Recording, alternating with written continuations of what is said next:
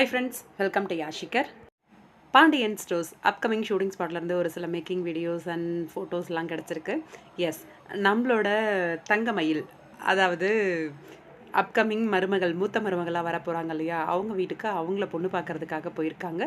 அந்த ஒரு ஷூட்டிங் லொக்கேஷன்லேருந்து மூத்த பொண்ணான நம்மளோட ஹாசினி அவங்க வந்து வீடியோ எடுத்து ஷேர் பண்ணியிருந்தாங்க. அப்கமிங் பாண்டியன் ஸ்டோர்ஸில் ஒரு புது கேரக்டர் வரப்போகிறாங்க, சோஃபியா. இவங்க வந்து ஜீ தமிழ் நடிகை. இப்போ சண்டைக்கோழி அந்த மாதிரி சீரியல்ஸ் எல்லாம் நடிச்சிருக்காங்க. இப்போ கரண்ட்டாக வந்து நம்மளோட பாண்டியன் ஸ்டோர்ஸ் 2ல் தங்கமயில் அவங்களோட தங்கச்சி கேரக்டரில் வந்து என்ட்ரி கொடுக்க போகிறாங்க. ஷூட்டிங் லொக்கேஷனில் பொண்ணு பார்க்க போகிறாங்க இல்லையா, அந்த ஒரு லொக்கேஷன்லேருந்து சரண்யா அண்ட் சோஃபியா 2 பேரோடவும் நம்மளோட ஆசினி வந்து வீடியோஸ்லாம் எடுத்து ஷேர் பண்ணியிருந்தாங்க. தங்கமயில் அவங்களுக்கு வந்து சுத்தமாக இந்த கல்யாணத்தில் விருப்பம் இல்லை, அவர் நல்லா இல்லை அப்படின்ற மாதிரி தான் யோசிக்கிறாங்க. ஆனால் அவங்க அம்மா அப்பாவுக்கு இந்த ஃபேமிலியை பிடிச்சிருக்கு. அதனால் அவங்க என்ன எதிர்பார்க்குறாங்களோ அதை தான் இவங்களுமே மாப்பிள்ளை எதிர்பார்க்குற மாதிரி அங்கே வந்து சொன்னாங்க. இவங்களுக்குமே பிடிச்சிருக்கு, அவங்களுக்குமே பிடிச்சிருக்கு. 2 பேருக்குமே பிடிச்சி இந்த கல்யாணத்தை நடத்தணும் அப்படிங்கிறதுல ரொம்பவே தீவிரமாக இருக்காங்க. ஆனால் பொண்ணுக்கு வந்து கொஞ்சம் விருப்பம் இல்லாமல் தான் இருக்குது.